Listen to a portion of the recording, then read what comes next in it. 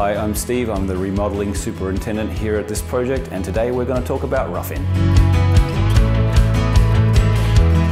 What is a rough-in? Rough-in is when we've completed the main structural, electrical, HVAC and plumbing work, and we're ready to get on with all of the finish work. So it's a time where we pause and assess what we need to do next and whether the client's happy or not. After demolition, we do the framing that we need to while we've got all the walls opened up. We get the plumbers in, we get the electricians in, we do any HVAC work that needs to happen, all leading into our rough-in walkthrough. At the rough-in walkthrough, with the designer, we like to walk through all of the practical bits and pieces, such as are the outlets where they need to be?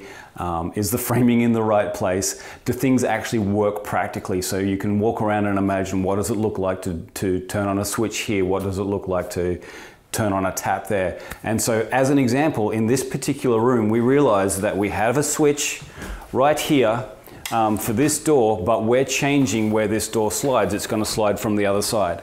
And we realized something we need to change is to reroute this switch so it sits here for us. And that was a great thing that we found out at the rough-in walkthrough, just by hands-on and in imagining what it looks like to live in this space. So I think we'll put the dimmer on that side. Yeah, those are all three dimmers. And so the new door configuration though opens here. I know, I was just thinking that. So are you okay with the switch there, or do you need to make us change now? Because before the rough-in meeting, we have had electrical, plumbing, any HVAC that needs to be done, installed and inspected. As an example, in this home we still have some HVAC work to do up here because we're going to put a range hood in and it's going to go through these beams. So we need some specific brackets to make sure that it maintains its structural integrity. And then we'll get that installed and close this all up, which will look much more like over here, where we've had our plumbing and we've had our electrical put in.